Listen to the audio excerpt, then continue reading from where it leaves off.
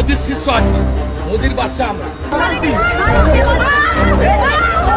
পশ্চিমবঙ্গ ভারতের একটি গরম সংবাদ আপনাদেরকে দিচ্ছি যে সেখানে বিজেপি নেতা শুভেন্দ্রকে গণদোলাই দিয়েছে। এখন তাকে খুঁজে পাওয়া যাচ্ছে না পশ্চিমবঙ্গের কোথাও। তার সাথে আছে। আসসালামু আলাইকুম প্রিয় দর্শক শ্রোতা। এবার জনগণের গণপিটুনি খেয়ে পালিয়ে গেলেন ময়ূক রঞ্জন ঘোষ এবং শুভেন্দু অধিকারী। গুরুত্বপূর্ণ তথ্য আছে এই ভিডিওতে, আশা করি সম্পূর্ণ ভিডিও জুড়েই থাকবেন। চলুন ভিডিওতে বিস্তারিত দেখে আসি। উত্তাল ভারত, চারদিকে এখন একটাই আওয়াজ, মোদি হটাও, ভারত বাঁচাও। দেশ জুড়ে উত্তাল জনতা, বিক্ষোভে ফেটে পড়েছে সাধারণ মানুষ। অর্থনীতির দুরবস্থা, প্রতিবেশী দেশের সঙ্গে ক্রমবর্ধমান উত্তেজনা আর যুদ্ধমুখী নীতির প্রতিবাদে এবার বেসামাল ভারতের রাস্তাঘাট। আর এই ক্ষোভের কেন্দ্রবিন্দুতে এখন প্রধানমন্ত্রী নরেন্দ্র মোদি ও তার দল বিজেপি। চমকপ্রদ ব্যাপার হলো, এই আন্দোলনে বিজেপির অনেক সাবেক ও বর্তমান নেতাও যোগ দিয়েছেন। এমন উত্তাল সময়ে সামনে এসেছে আরও বিস্ফোরক তথ্য। জনতার গণধোলাই খেয়ে পালিয়েছে বিজেপি নেতা শুভেন্দু অধিকারী ও বিতর্কিত সাংবাদিক ময়ূক রঞ্জন ঘোষ। কাশ্মীর হামলার পর প্রকাশ্যে দাঁড়িয়ে 260টি মুসলমানের লাশ দাবি করেছিলেন শুভেন্দু। অন্যদিকে পশ্চিমবঙ্গের টিভি চ্যানেল রিপাবলিক বাংলার সাংবাদিক ময়ূক রঞ্জন ঘোষ যেন একাই উস্কে দিচ্ছিলেন পাক ভারত যুদ্ধকে। তার রণহুঙ্কার, প্রোপাগান্ডা আর ঘৃণামূলক বক্তব্যে ভারতের বিভিন্ন অঞ্চলে দাঙ্গার আশঙ্কা দেখা দেয়। ফলাফল, জনতার হাতেই পরিণতি। ভারতের প্রথম সারির এক গণমাধ্যম জানিয়েছে, বাংলাদেশিদের কাছে মলম বিক্রেতা উপাধি পাওয়া ময়ূক রঞ্জনকে রীতিমতো গণধোলাই দিয়ে তাড়িয়ে দিয়েছে কলকাতার জনগণ। শহর জুড়ে এখন খুঁজে পাওয়া যাচ্ছে না তাকে। একই পরিণতি হয়েছে শুভেন্দুরও। বাংলাদেশকে হুমকি দিয়ে তাদের পণ্য প্রবেশে বাধা সৃষ্টি করে এবং বাংলাদেশের রোগীদের ভারতে না এসে পাকিস্তানে যাওয়ার পরামর্শ দিয়ে পশ্চিমবঙ্গের ব্যবসায়ী মহলে বেজায় চটে বসেছিলেন তিনি। এদিকে বাংলাদেশের সাথে ব্যবসা বন্ধ হলে বিপাকে পড়ে যান ভারতের হাজার হাজার ব্যবসায়ী। আর জীবন বাঁচাতে ব্যবসায়ীরাই একজোট হন। হিন্দু মুসলিম সবাই এক। তীব্র প্রতিক্রিয়ায় শুভেন্দুর বিরুদ্ধে চড়াও হন। আর তখনই শুরু হয় জনতার বিচার। রাস্তায় ধরা পড়ে মার খেয়ে এলাকা ছাড়তে বাধ্য হন শুভেন্দু অধিকারী ও ময়ূক রঞ্জন ঘোষ। বিশেষজ্ঞদের মতে পাকিস্তানকে নিয়ে যুদ্ধাবস্থা তৈরির পেছনেও এই দুজনের উস্কানি বড় ভূমিকা রেখেছে। এ নিয়ে সাধারণ মানুষ এতটাই ক্ষিপ্ত হয়ে ওঠে যে শেষমেশ জনতার রায় হয়ে ওঠে সবচেয়ে কঠিন শাস্তি। এখন প্রশ্ন, ভারতের রাজনীতি কি তবে মোদিহীন যুগে প্রবেশ করছে? আর সত্যি কি এসব মলম বিক্রেতা প্রোপাগান্ডাবাজদের বিদায়ের শুরু হলো? পশ্চিমবঙ্গ ভারতের একটি গরম সংবাদ আপনাদেরকে দিচ্ছি যে সেখানে বিজেপি নেতা শুভেন্দ্রকে গণদোলাই দিয়েছে। এখন তাকে খুঁজে পাওয়া যাচ্ছে না পশ্চিমবঙ্গের কোথাও। তার সাথে আছে ময়ূক রঞ্জন, ওই সাংবাদিক, যেই সাংবাদিক নাকি পাকিস্তানের সাথে ভারতের যুদ্ধ বাজানোর জন্য সবচেয়ে বেশি বাংলা ভাষায় সাংবাদিকতায় বেশি উত্তপ্ত করেছে এবং মিথ্যা প্রপাগান্ডা ছড়িয়েছে।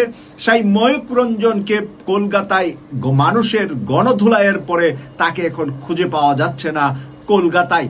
এই দুজনকেই এখন ভারত ছাড়া করার জন্য ভারতবাসী প্রস্তুত এবং তারা মনে করছে যে পশ্চিমবঙ্গের সাথে বাংলাদেশের যে খারাপ সম্পর্ক হয়েছে, বাংলাদেশ থেকে যারা পশ্চিমবঙ্গে চিকিৎসার জন্য যেতেন তারা সেখানে বলেছেন যে তারা যেন ভারতে না গিয়ে পাকিস্তানে গিয়ে চিকিৎসা করেন। অপরদিকে ভারতের চিকিৎসায় মানুষ না যাওয়ার কারণে ভারতের বিভিন্ন ব্যবসা বাণিজ্য সব কিছু গুটিয়ে মানুষ এখন না খেয়ে মারা যাচ্ছে পশ্চিমবঙ্গে। যার ছিল হোটেল ব্যবসা, তার হোটেল ব্যবসা নেই। যার হসপিটালে বিভিন্ন কার্যক্রম ছিল, তাদেরও সেখানে কার্যক্রম নেই। পর্যটনদের গাড়ি চলছে না, পর্যটন না পেয়ে রেস্টুরেন্ট গুলাতে খাবার বিক্রি হচ্ছে না বাংলাদেশি না যাওয়ার কারণে। পাশাপাশি পশ্চিমবঙ্গের এবারের রমজানে তারা দেখতে পেয়েছে যে তাদের কত বড় দোষ নেমেছে। তাদের রমজানের ঈদের বিজনেস পুরাটাই দপস করেছে বাংলাদেশিরা না যাওয়ার কারণে। বাংলাদেশিরা বাংলাদেশি এবার ঈদের বাজার করেছে, তারা পশ্চিমবঙ্গ গিয়ে বাজার করেন নাই। আর এই কারণেই শুভেন্দ্রকে আর ময়ূর রঞ্জনকে দায়ী করছে পশ্চিমবঙ্গের হিন্দু ধর্মের সাধারণ মানুষেরা। পাশাপাশি সেখানে বিজেপি নেতারা ক্ষেপে উঠেছে বিজেপির বিরুদ্ধে। বিজেপির বিরুদ্ধে পশ্চিমবঙ্গে এবার গণদোলাই দিচ্ছে বিজেপি নেতাদেরকে, এবং ভারতের বিভিন্ন জায়গায় ক্ষেপে উঠছে এখন বিজেপি নেতারা বিজেপির বিরুদ্ধে। এটাই কি তাহলে এই নরেন্দ্র মোদীর নরপশুর শেষ সময়কাল কিনা? এই 25 সালে তাকে বিদায় নিতে হবে কিনা, এই নিয়ে আলোচনা চলছে ভারতের সকল মিডিয়ায়। পশ্চিমবঙ্গ থেকে শুরু করে ভারতের বিভিন্ন জায়গায় এখন নরেন্দ্র মোদীর প্রতিনিধিরা ভারতীয়দের হাতে এবং বিজেপির হাতেই তারা লাঞ্ছিত হচ্ছে। বিভিন্ন জায়গায় মুসলমানদেরকে হত্যা খুনের কথা বলে ভারতকে যে উত্তপ্ত করছে, ভারতকে যে এক ঘরে করে ফেলেছে, ভারতের আশেপাশে যে কোনো দেশ ভারতের বন্ধু নাই তারা বুঝতে পেরেছে। এবং সাধারণ মানুষের কথা আমি এর আগেও বলেছি যে সাধারণ মানুষের বিরুদ্ধে আমাদের কোনো কথা নাই, আমাদের সব কথা হলো ভারতের নরেন্দ্র মোদী এবং উগ্রবাদী বিজেপির বিরুদ্ধে। ভারতের নরেন্দ্র মোদী আর উগ্রবাদী বিজেপি যেভাবে ভারতটাকে সারা পৃথিবীর ভিতরে একটি নোংরা রাজনীতিবিদ হিসাবে সে কিন্তু অলরেডি পরিচিতি অর্জন করেছে। ভারত থেকে অ্যাপেলের সকল কার্যক্রম ফ্যাক্টরি বন্ধ করে দিতে অ্যাপেলকে নির্দেশনা দিয়েছে আমেরিকার প্রেসিডেন্ট ডোনাল্ড ট্রাম্প। এতে করে কি হবে? কত লক্ষ মানুষের কর্মসংস্থান, কত মিলিয়ন ডলার লস করবে প্রতি বছর ভারত, এই বিষয়টা আমরা সকলেই বুঝি।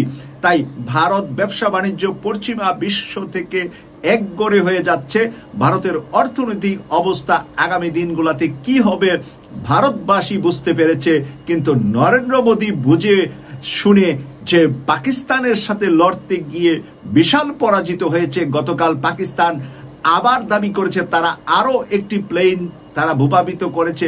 টোটাল 60টি যুদ্ধ বিমান পাকিস্তান ধ্বংস করেছে। ভারতের 60টি যুদ্ধ বিমান ধ্বংসের সংবাদ যখন ভারতবাসীর কাছে, ভারতের জনগণের কাছে গেছে, এখন নরেন্দ্র মোদীকে তুলোধুনো করছে ভারতের জনগণ। কেটিভি 24-কে সাবস্ক্রাইব করে নিয়মিত অনুষ্ঠান দেখার আমন্ত্রণ জানিয়ে বিদায় নিলাম। আমি সৈয়দ মাসুক, লন্ডন থেকে। আল্লাহ হাফেজ।